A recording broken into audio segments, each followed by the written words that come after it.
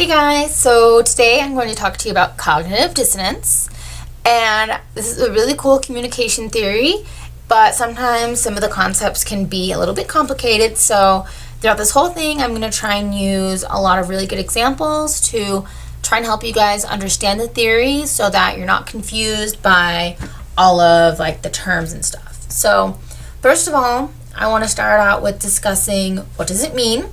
So this theory was developed by Leon Festinger in 1957, and the textbook definition of the theory is, quote, the distressing mental state caused by inconsistency between a person's two beliefs or a belief and an action.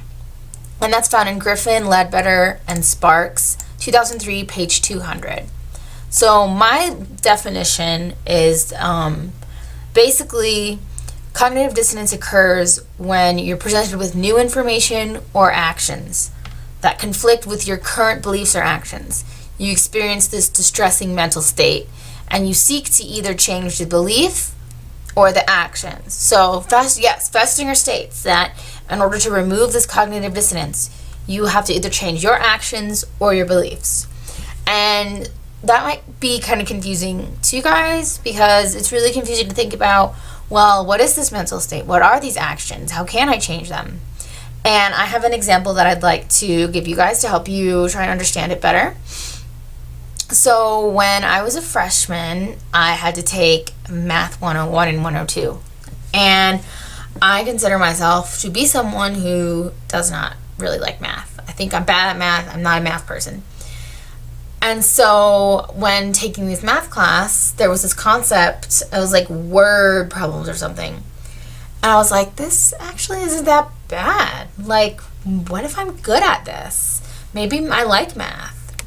And this idea of me liking math conflicted with my current belief that I had that I was bad at math. So I experienced cognitive dissonance because I was like, okay, am I bad at math or do I like math? I don't know. Maybe I want to, change my career. Maybe I want to, change my major. So I experienced this inconsistency. And so what I did to relieve the cognitive dissonance was I convinced myself that, okay, well, only this little tiny part of math is understandable. And the rest of it, I totally don't understand and I hate it. And it's just this one little tiny little part that I like. And I'm bad at the rest of math. So therefore I returned to my belief that I was bad at math. I removed the cognitive dissonance out of the equation so that I wasn't experiencing those uncomfortable effects. Okay, so hopefully that makes sense. And as I walk you through this video, I'm going to try and use, like I said, a lot of really good examples.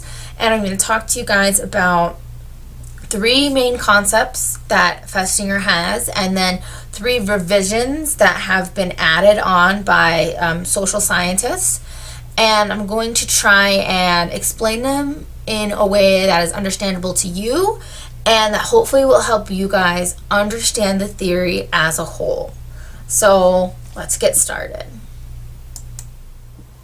Hello guys, so I just wanted to discuss this image with you really quickly before we move on. I think it's a really good way to visualize cognitive dissonance theory. Since I'm a very visual person, I thought it might be a good idea to show you guys this. So here we have the box that says action and belief. So cognitive dissonance occurs when there's an inconsistency between those two things. Okay, that increases cognitive dissonance. And then so you can do three things: change your belief, your action, or the perception of your action, which then leads to a decrease in dissonance. So it's pretty much the simplest way to explain it. And like I said again, I really like this image because it just sort of lays everything out, and you guys can refer to it if you need to, if you're at any point confused about what this theory means. Alright, so let's move on and talk about the first concept. Alright guys, so the next concept that Festinger talked about is called selective exposure. So basically the general idea of this is that people tend to avoid information that would create cognitive dissonance because this information doesn't fit with their current beliefs. So in my textbook, Griffin, Ledbetter, and Sparks, they use this idea to explain why political conservatives tend to watch Sean Hannity on Fox News while liberals tend to watch, Rachel Maddow on MSNBC. And this is because the viewers want to watch someone who will be discussing topics that correspond with their political beliefs, and so they avoid the dissonance. And so my example for selective exposure actually does relate to politics. It relates to the 2016 presidential election when I would watch all of those roundtable discussions that they would have on CNN, where the political commentators would sit around the table and there would be Democratic supporters and Republican supporters that would all come and talk about the presidential election and the current events that were happening and any news that was relevant to that day with the election. Okay. And so if one of the commentators started talking and they had a view that I didn't agree with, I would just kind of stop listening and be like, oh, I don't want to hear what they have to say. They're just talking, they're talking crap, whatever. And what I realized when I look back on it is I was like, yeah, that was selective exposure. Like, I didn't want to hear, I didn't want to be exposed to their ideas because I didn't agree with it, because if I did listen to it,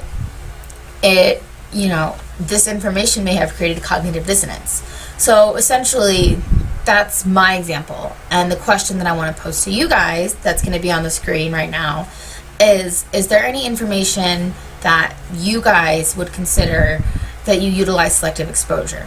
So is there anything that you don't watch or that you don't listen to that, if you did, you felt like it might create this cognitive dissonance? And I just kind of want you guys to think about that a little bit, and it could be, in your life, like at home or at school, or even like any TV shows or media, or even like my example, like, are there any news channels or political shows that you don't watch because they might create cognitive dissonance? And I just want you guys to think about this because it will help you understand more about why cognitive dissonance happens, and selective exposure is actually a way to reduce it. So if you find yourself exhibiting this selective exposure, just know from now on that you are trying to reduce cognitive dissonance. So now we are going to move on to the next concept. Alright guys, so the next concept that Festinger describes is called post-decision dissonance. And this basically describes doubts that are experienced after making a decision that is really hard to reverse. And because of these doubts, you want reassurance to make sure that you made the right decision, so you don't experience this dissonance. And in my textbook, Griffin, Ledbetter, and Sparks, they state that there are 3 factors that heighten this post-decision dissonance, and they're the more important the issue, the longer you delay in choosing between these 2 equally attractive options, and the third is the greater the difficulty in reversing the decision once it's been made.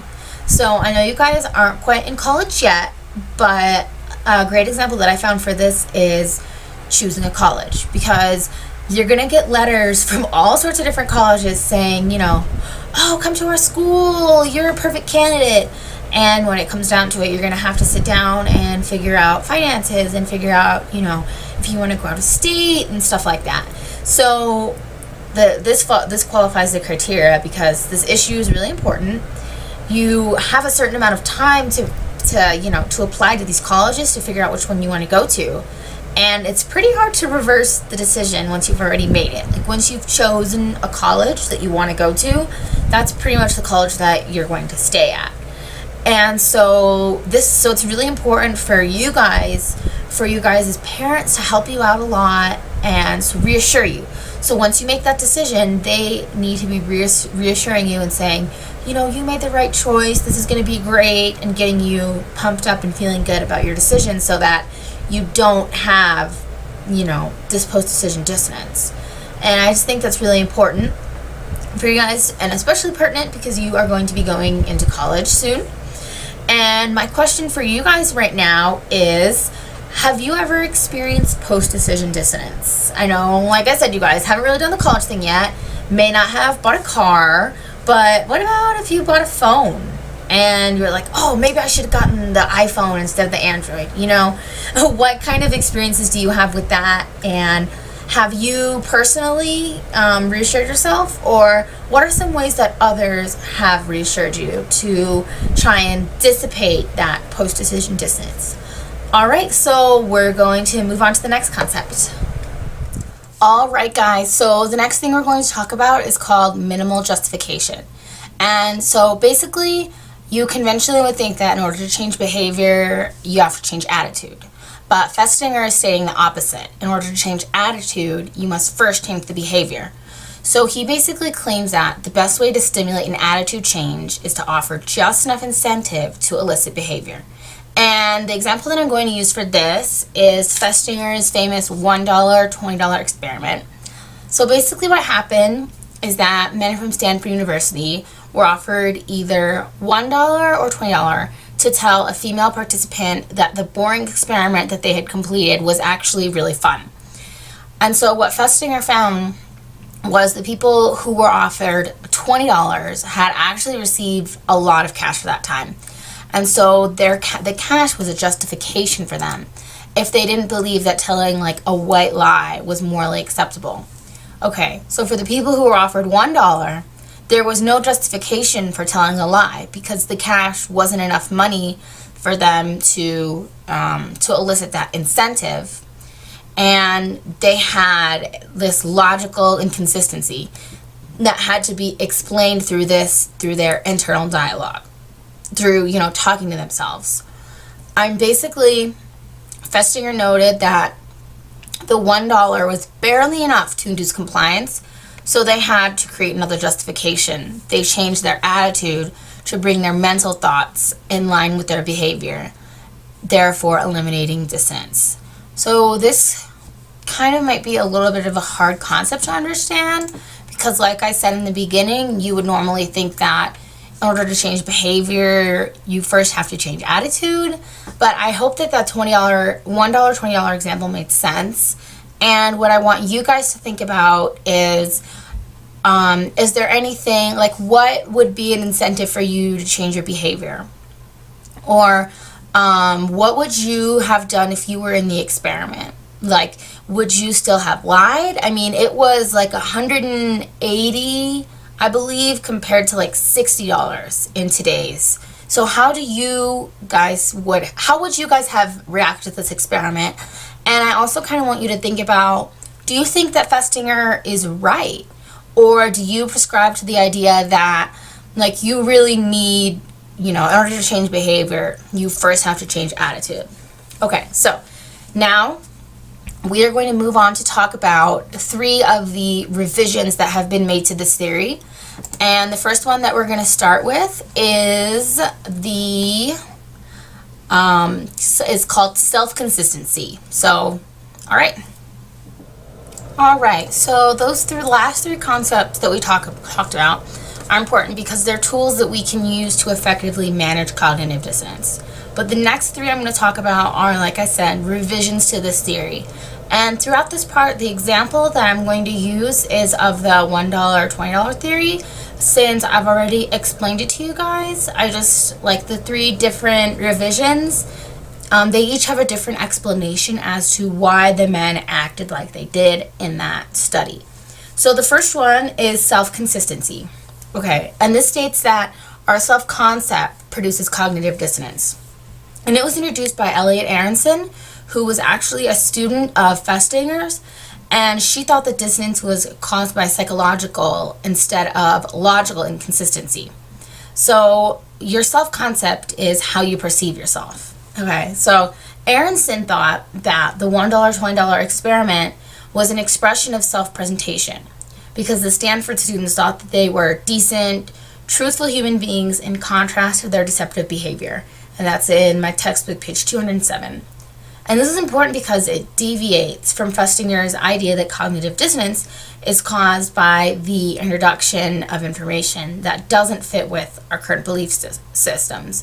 So basically what self-consistency is saying is there's discrepancy between your self-concept and your action.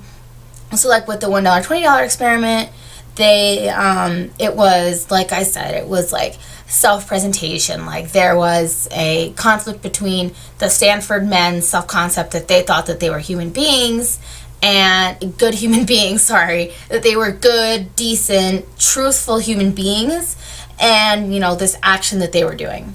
So that self-consistency. And so the question that I want to ask you guys is, what is your self-concept?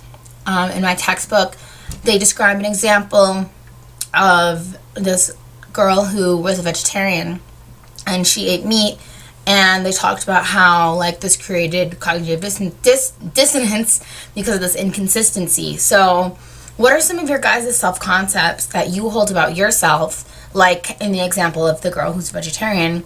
And have you ever experienced cognitive dissonance in this way? So just kind of think about that a little bit. And the next thing that we're going to talk about is the new look approach. Alright, so the second revision is called the new look approach. And it was created by Joel Cooper. And he states that we experience dissonance when we believe that we have caused unnecessary harm to another person. So in the $1, $20 experiment,